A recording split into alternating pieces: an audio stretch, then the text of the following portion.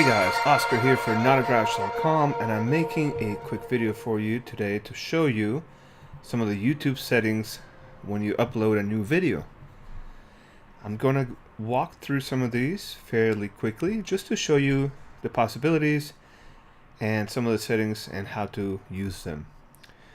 The very first things you have to consider are the title, so at the very top, then the description, then your tags. Then there are 4 modes for your video. There's public, unlisted, private, and scheduled.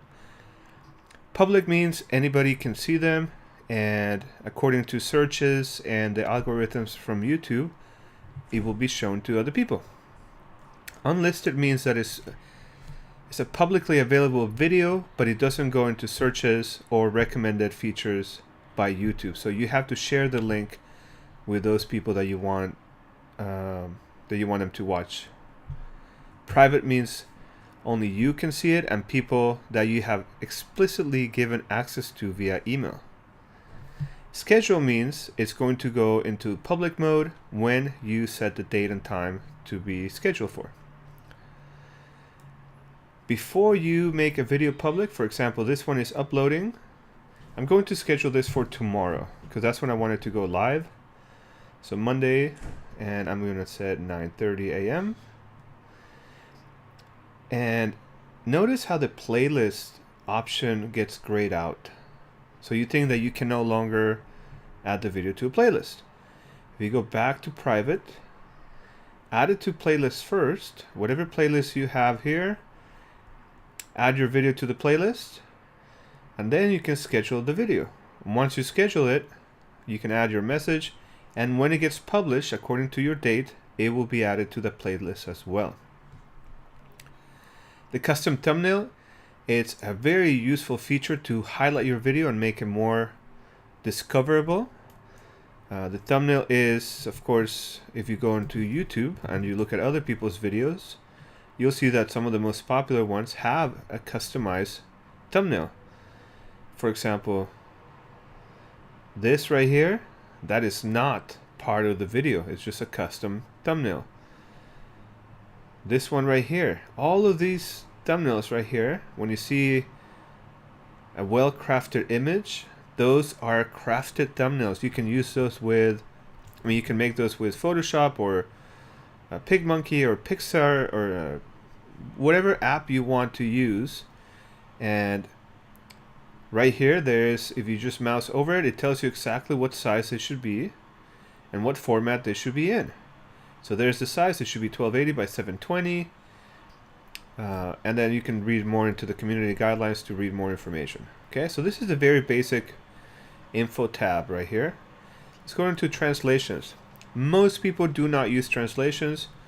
You can if you want to, and if your video is informative or newsworthy or something like that, it may be in your best interest to translate it if you're able to.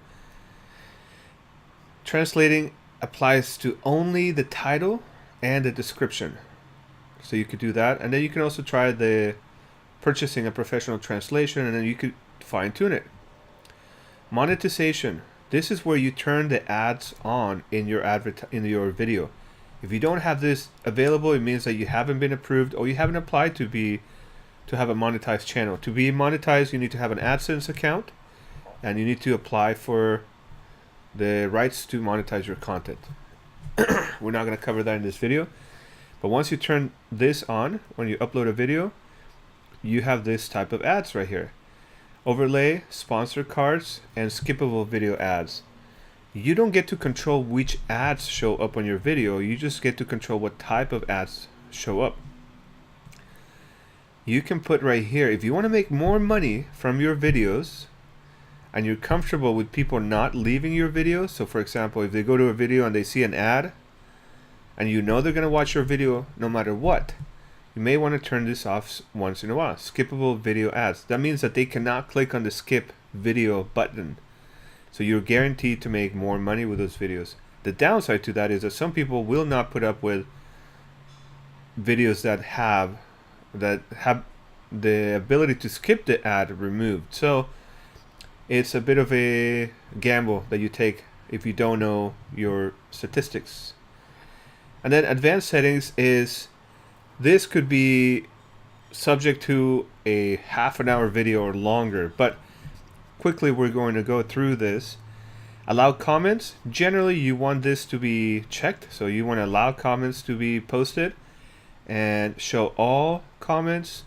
I have it sorted by top comments. You can also put newest first, it's up to you. I usually let the viewers see the ratings. That means the thumbs up and thumbs down. License rights and ownership.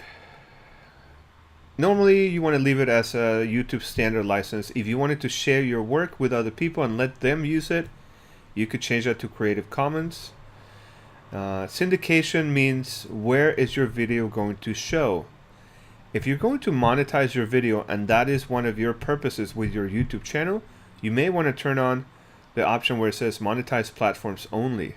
That means that if the video is being played somewhere that YouTube cannot monetize it, it simply will not play, forcing the viewer to go to the YouTube page to watch the video. Just like choosing to skip your ads or not, this could backfire on you because some people will just not watch your video. So this is a gamble that you take. Most people want to have this under everywhere. Okay. Caption certification is, I don't know if it's a requirement or not, but obviously if you wanted to choose an option here, most likely you can say this content has never aired on television in the US. Other options here mean different things. If you are sharing content that is professionally produced for television or other broadcast mediums, then you want to know what these options mean. And if you click on here, it will tell you a little bit more, and then you can read in the YouTube help for more information about that. Distribution options is important. Allow embedding means that other people can take your video and share it on their blog or their website or on their social media site, and it will play there. It's still your video, you still get credits, you still get views, but if you uncheck that box, it means that people cannot share your video and it has to be watched on YouTube owned properties. Notify your subscribers is just like it says.